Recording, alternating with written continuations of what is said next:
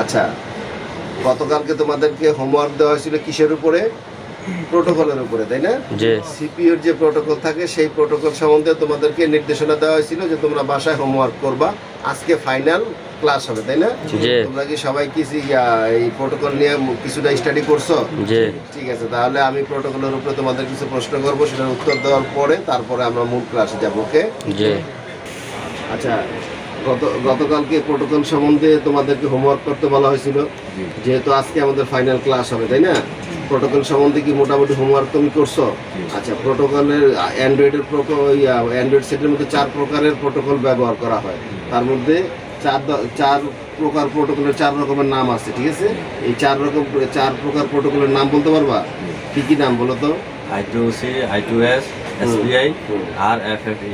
RFFE, right. মানে Android সেটের মধ্যে এই 4টা প্রোটোকল ব্যবহার হয়ে থাকে। ওকে। আচ্ছা, তোমার এসপিআই যে প্রোটোকলটা আছে সেই প্রোটোকলের মধ্যে তোমার লাইন থেকে 4 থেকে 5টা, তাই না? অনেকগুলো লাইন থাকে, এক একটা লাইনে এক একটা মিনিংস আছে। তো এখন তুমি এই প্রথম একটা লাইন ধরো, লেখা আছে মিসো। মিসো যে লেখা আছে, মিসোর ফুল মিনিংসটা কি? Master input slave output. Right, master input slave output. Okay, ঠিক আছে। আচ্ছা, এখানে আরো একটা লাইনের নাম হলো তোমার মসি। মসির কিন্তু ফুল মিনিংস আছে। মসির ফুল মিনিংস তুমি বলতে পারবা? বলো তো মসির ফুল মিনিংস কি? Master output slab input, right. আচ্ছা, যেহেতু এসপিআই প্রোটোকলটা কিন্তু অনেক বড়, এটার মধ্যে 4 থেকে 5টা লাইন থাকে, তাই আমি এসপিআই প্রোটোকল থেকেই তোমাদেরকে সবাই একটা করে লাইনের মানে জিজ্ঞেস করছি, ঠিক আছে? তো সিরিয়ালে এখন যেমন আরেকটা লাইন আছে, এটার নাম হলো তোমার সিএস। সিএস এর যে ফুল মিনিং সেটা তুমি বলতে পারবা? বলো তো এটা কি? Chip select, right. আচ্ছা, তাহলে তোমার এসপিআই প্রোটোকলের মধ্যে তোমার আরো একটা লাইনের নাম আছে তোমার আরএসটি। আরএসটিটা শুধু যে তোমার এসপিআইতে থাকবে এরকম না, আরএসটিটা অনেক প্রোটোকলে থাকে, ঠিক আছে? তো আমি জানতে চাচ্ছি এই মুহূর্তে তোমার কাছে যে আরএসটি যে সংক্ষিপ্ত যে কোডটা দেওয়া আছে এটার ফুল মিনিংসটা কি? রিসেট। এটার ফুল মিনিংসটা হবে রিসেট। ওকে। আচ্ছা, তাহলে ফাইনালি বোঝা গেল যে তোমাদেরকে যে আরএফএফি সম্বন্ধে বা এই আরএফএফি না সরি যে প্রোটোকল সম্বন্ধে যে হোমওয়ার্ক দেওয়া হয়েছিল মোটামুটি তোমরা হোমওয়ার্ক করছো, তাই না? আচ্ছা, এখন দেখো আমরা ফাইনালি আজকে ডিটেলস জানবো, বুঝছো? এতক্ষণ তো আমরা এই প্রোটোকল নিয়ে আমরা বারবার বলতেছি, কিন্তু প্রোটোকল জিনিসটা কি, কিভাবে কাজ করে এটা আমাদের ডিটেলস জানতে হবে না? আচ্ছা, যদি ডিটেল জানতে হয় তাহলে উপরে দেখো, এখানে আমরা লিখছি কি সিপিইউ প্রোটোকল পরিচিতি। হ্যাঁ, আচ্ছা। অ্যান্ড্রয়েড ফোনে সাধারণত 4 ধরনের প্রোটোকল ব্যবহার করা হয়। সেই প্রোটোকলগুলোর নাম কিন্তু অলরেডি আমাদের একজন স্টুডেন্ট বলে দিছে না? সেটা কি বলে দিছে আমি আরেকবার বলে দেই। I2C, SPI, তারপরে তোমার I2S এবং তোমার RFFE প্রোটোকল। এই 4টা প্রোটোকল কোথায় ব্যবহার করা হয়? অ্যান্ড্রয়েড সেটের মধ্যে, তাই না? আইফোনের মধ্যে কিন্তু আবার ভিন্ন থাকতে পারে, তাই তো? আচ্ছা, এখন দেখো এই যে মনে করো I2C যে প্রোটোকলটা আছে, এখানে আমরা বলছি যে I2C প্রোটোকলের ফুল মিনিং ইন্টিগ্রেটেড সার্কিট। এটার মধ্যে এই যে I2Cর যে এই তোমার যে লাইনটা, এখানে লাইন থাকে হলো 2টা। একটার নাম হলো তোমার SCL সংক্ষেপে বলে, যেটার নাম হলো সিরিয়াল ক্লক, ঠিক আছে? আর একটা হলো SDA সিরিয়াল ডাটা। এই যে সিরিয়াল ডাটা এবং সিরিয়াল ক্লক, এই 2টা জিনিস কি? এই 2টা জিনিস আমাদেরকে ভালোভাবে বুঝতে হবে। কিভাবে বুঝতে হবে? ধরো আমাদের রুমে মনে করো ফ্যান চলে, তাই না? ফ্যানের মধ্যে 2টা লাইন যায় না, একটা নেগেটিভ একটা পজিটিভ। এই 2টা লাইনের একটা লাইন যদি মনে করো মিসিং করে তাহলে কিন্তু ফ্যান চলবে না, চলবে? আচ্ছা, আবার দেখা গেছে যদি মনে করো যে আমাদের লাইটের যেরকম 2টা লাইন থাকে, একটা লাইন মিসিং হলে সেটা চলবে না, তাই না? তাইলে এই যে 2টা লাইন আছে, এই 2টা লাইনের মাধ্যমে এই 2টা লাইন হলো একটা তার, এটা তারের মতো। মানে কন্ট্রোলিং কিন্তু সিপিইউ, যেটা সিপিইউরে আমরা মাস্টার বলি, আবার সিপিইউ বলি, আবার মাস্টার বলি, তাই না? আচ্ছা, ধরো যদি আমরা এটাকে মাস্টার বলি, তাহলে মাস্টারের সাথে অন্য যে আইসিগুলি আছে সেই আইসিগুলোর কমিউনিকেশন হয় কিভাবে? এই তারের মাধ্যমে, তাই না? এই তার 2টাকে বলা হচ্ছে তোমার প্রোটোকল, তাই না? আচ্ছা, তার কিন্তু দুই রকমের হইতে পারে। একটা হলো তোমার ওয়্যারলেস সিস্টেম, আর একটা হলো সরাসরি ফিজিক্যাল তার দিয়ে কানেকশন। আমরা যখন ওই যে মাউস চালাই না, কিছু মাউস আছে না, দেখো না কম্পিউটারের সাথে সরাসরি তার দিয়ে কানেকশন থাকে। আচ্ছা, কিছু আছে না ওয়্যারলেস সিস্টেম, যা এজ লাইক ধরো ব্লুটুথ কি কোনো তারের কানেকশন আছে? সেটা ওয়্যারলেসের মাধ্যমে কানেকশন হয় না? আচ্ছা, আমাদের মোবাইলের যে প্রোটোকল লাইনগুলো আছে এগুলো কোনোটাই ওয়্যারলেস সিস্টেম না, এটা সরাসরি ফিজিক্যালি তারের মাধ্যমে কানেকশন পায়, ঠিক আছে? তাইলে আমাদের এটা জানতে হবে যে প্রোটোকল যেগুলো থাকে সেগুলি কিন্তু তোমার তার সিস্টেমের মতো, ঠিক আছে? অ্যাজ লাইক দুইটা লাইন। আচ্ছা, এই যে মনে করো I2C যে প্রোটোকল আছে, ঠিক আছে, এইখানে মনে করো এই যে প্রথমটা এটা তোমার সিরিয়াল ক্লক, ঠিক আছে? সিরিয়াল ক্লকের মাধ্যমে সিপিও বা মাস্টার আইসি যেটাকে আমরা বলি, ধরো যেই আইসিকে সে কন্ট্রোল করবে সেই আইসিকে যদি সে কোনো কমান্ড দেয়, সে যদি কোনো কমান্ড দেয় যে তুমি এই কাজটা এখন করো, তুমি এখন এটা অফ করো অথবা অন করো, ঠিক আছে, তখন এই যে সিরিয়াল ক্লক যেটা, এটার মাধ্যমে তাকে নির্দেশনা দেওয়া হবে। আচ্ছা, তারপরের যে লাইনটা আছে এটা হলো সিরিয়াল ডাটা লাইনটা তোমার দুইটা কাজ করে। একটা হলো সিপিওর থেকে যদি কোনো নির্দেশনা আইসিকে দেওয়া হয়, তখন ওই সিপিওতে ওই নির্দেশনটা পাওয়ার পরে যেই আইসিতে যাবে সেই আইসিটার নাম কি? স্ল্যাব আইসি। সেই স্ল্যাব আইসির থেকে আবার রেসপন্স আসবে যে ইয়েস স্যার বা জি স্যার আমি স্টার্ট করতেছি বা আমি আপনার নির্দেশনা পাইছি, তাইলে সে আবার উত্তর যে দিবে সেই উত্তরটা পৌঁছাবে কোথায়? ডাটার মাধ্যমে। তাইলে এই যে I2C যে লাইন আছে, দুইটা লাইন মাধ্যমে, একটা দিয়ে শুধু সিগন্যাল যায় এবং ডাটা যেটা সেটাতে সিগন্যাল যায় এবং আসে। এখন এই যে যায় এবং আসে, এটার কারণে হয় কি যে দেখা গেছে যে এই যে ডাটা যে লাইনটা না, এই লাইনটা মনে করো যে একটু স্লো হয়। কেন স্লো হয়? যখন সিপিও থেকে কোনো নির্দেশনা দেয় তখন এটা থেকে নির্দেশনা যায়, এই নির্দেশনটা পাওয়ার পরে তারপর আরেকটা লাইন এখানে আসে, ইন হয়, আবার স্ল্যাব থেকে যখন রেসপন্সটা আসে তখন একটা যাওয়ার পরে আরেকটা আসে, যেই কারণে তোমার অনেক সময় দেখা গেছে যে এই যে তোমার I2C যে লাইন, এই লাইনটা একটু স্লো কাজ করে। তারপরে কোম্পানি কি করছে, দেখা গেছে যে এই লাইনটা যেমন মনে করো সেটগুলো আপগ্রেড হয় না, আর নতুন সেট আসতেছে না বাজারে, অনেক ফাস্ট হচ্ছে না, আগে সেট স্লো ছিল এখন ফাস্ট হচ্ছে না।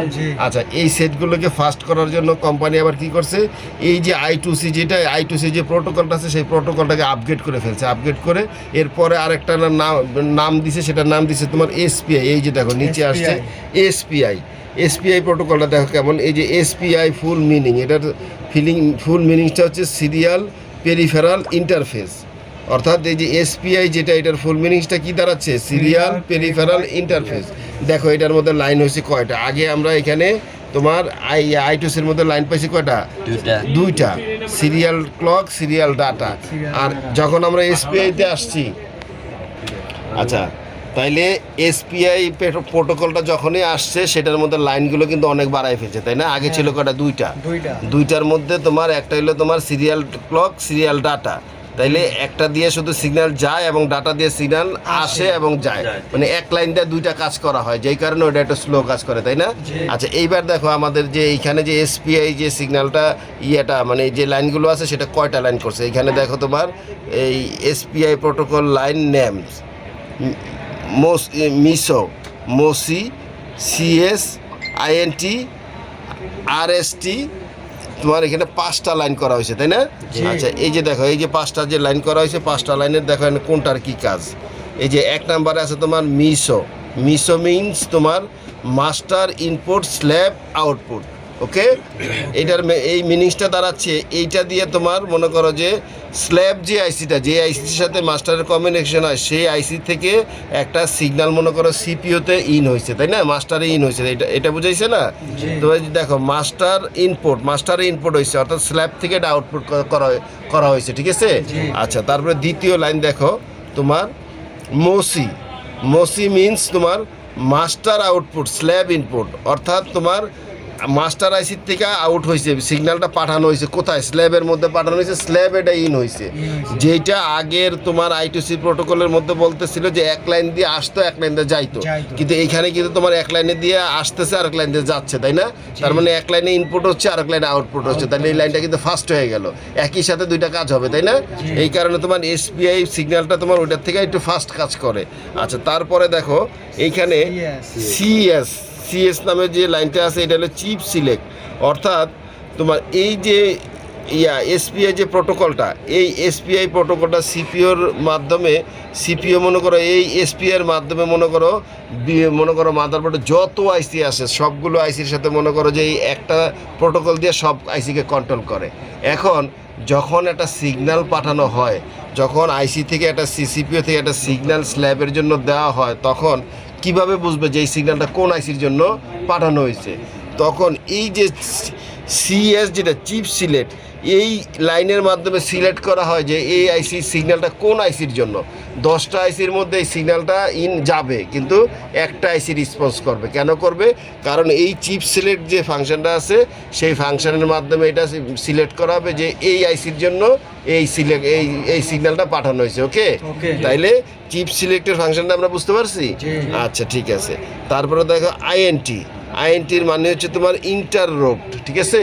ইন্টাররপ্ট এটা হলো তোমার কমিউনিকেশনের জন্য সহযোগিতা করে।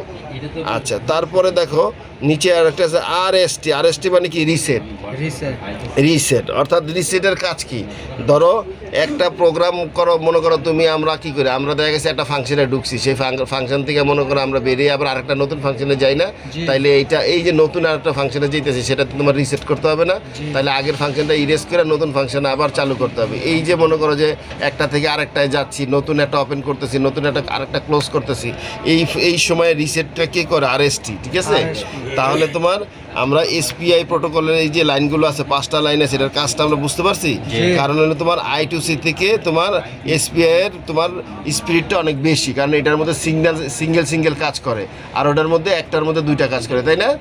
আচ্ছা, তারপরে দেখো আরও একটা নিচে আছে, সেটা হলো তোমার I2S প্রোটোকলের ফুল মিনিংসটা হচ্ছে তোমার ইন্টার আইসি সাউন্ডের মধ্যে আমরা অলরেডি বুঝে ফেলতেছি যে এটাতে বোঝাচ্ছে এইটা হলো তোমার অডিও সেকশন, যেটা মোবাইলের তোমার গত ক্লাসে বোধহয় আমরা তোমাদেরকে ক্লাস করাইছি মোবাইলের সেকশন নিয়ে, তাই না? একটা স্মার্টফোনের মধ্যে কতগুলো সেকশন থাকে, তাই না? এই সেকশনগুলি তোমার আলাদা আলাদা সেকশন থাকে। যেমন একটা সেকশন থাকে অডিও সেকশন, যেটার মধ্যে তোমার সাউন্ড কন্ট্রোল করে। টোটাল যে সাউন্ড সিস্টেমটা আছে সেটা কন্ট্রোল হয় কোথা থেকে? অডিও থেকে না? অডিও থেকে হয়। সেই অডিওর জন্য দেখো একটা প্রোটোকল ইউজ হয়, সেই প্রোটোকলের নাম হলো তোমার I2S। সেটার ফুল মিনিংসটা কি দাঁড়াচ্ছে? ফুল মিনিংসটা দাঁড়াচ্ছে ইন্টার আইসি সাউন্ড। ওকে, আচ্ছা, এটার মধ্যে দেখো কয়টা লাইন থাকে? এটার মধ্যে লাইন থাকে হলো তোমার 3টা, ঠিক আছে? 3টা থাকে, আবার অনেকগুলি তার একটু বেশিও থাকে, যেমন রিসেটও থাকে। তা আমরা ওইটাতে আর গেলাম না, আমরা মেন যে 3টা লাইন সেটা নিয়ে আলোচনা করব। সেটা হলো এটার মধ্যে দেখো তোমার 1 নম্বরে আসো, এই যে এখানে আছে এডিসির ফুল মিনিংস হচ্ছে তোমার অ্যানালগ টু ডিজিটাল কনভার্টার।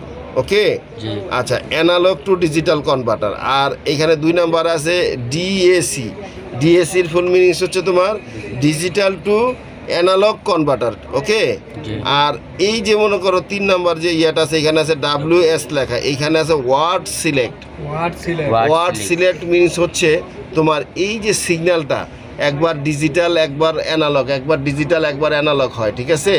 তখন এই সিগন্যালটা যখন আসে তখন এটা কি অ্যানালগ আসলো নাকি তোমার ডিজিটাল সিগন্যাল আসলো, সেটা চিহ্নিত কে করে? সেটা সিলেক্ট করে এই যে ওয়ার্ড সিলেক্ট যে লাইনটা আছে সেইটা।